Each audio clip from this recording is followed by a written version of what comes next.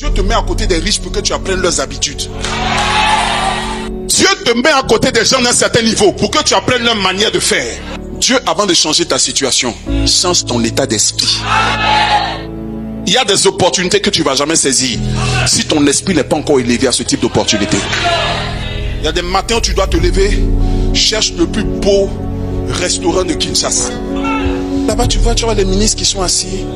Il y a des jours, prends tes $100, tes $150 et va provoquer la galère.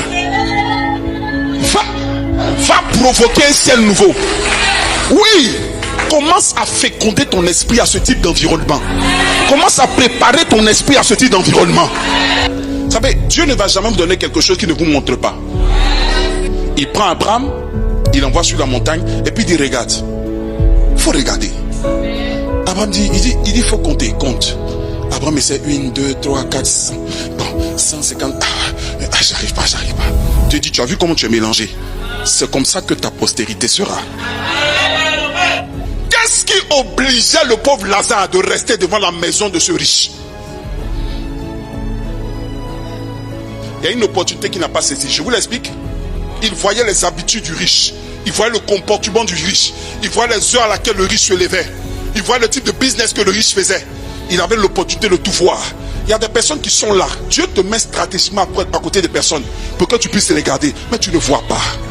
Et souvent, il y a des personnes qui ratent ça. Tu es resté à côté d'eux pendant longtemps et tu n'as rien appris. Tu as dormi avec eux, tu n'as rien appris. Parce que tu pensais que le fait d'être avec eux disait que tu étais comme eux. Non, tu n'étais pas avec eux pour dire que tu es comme eux. Tu es avec eux pour apprendre d'eux et devenir comme eux. C'est pourquoi tu es avec eux, tu penses que ce sont tes amis. Ne te familiarise pas avec eux. Ils sont venus pour te transmettre quelque chose. Dieu te met stratégiquement à côté des personnes pour que tu puisses les regarder, mais tu ne vois pas. Arrivé au ciel, tu vas dire à Dieu, Seigneur, tu ne m'as pas béni. Hey, c'est faux. Dieu t'a béni. Regardez la sagesse de Dieu. Qu'est-ce que Dieu va faire? Dieu sait que David n'est pas le fils d'un roi, donc n'a pas le droit de passer au trône. Même s'il avait l'onction, Dieu va permettre que dans sa rencontre avec Jonathan lui transfère tous ses outils princiers. Donc en lui transférant cela, en réalité ce n'était pas un transfert physique, c'était un transfert spirituel. Donc David, certes, n'était pas le fils d'un roi, mais par alliance avec Jonathan est devenu le fils d'un roi. Tu n'es peut-être pas la fille d'un roi, tu n'es peut-être pas le fils d'un président, tu n'es peut-être pas le fils d'un ministre, mais Dieu te permettra de les rencontrer. Dieu te permettra de les rencontrer. Dieu te permettra de les rencontrer parce qu'il y a un transfert divin qui doit se faire. Donc David, certes, n'était pas le fils d'un roi, mais par alliance avec Jonathan est devenu le fils d'un roi. Écoutez, le hasard, ça n'existe pas. Tout est concours de circonstances. Dieu ne fait rien pour rien. Dieu n'envoie rien pour rien.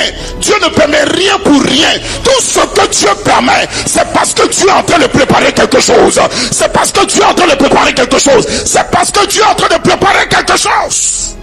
Il y a des choses que vous négligez. Pourtant, ce sont des opportunités.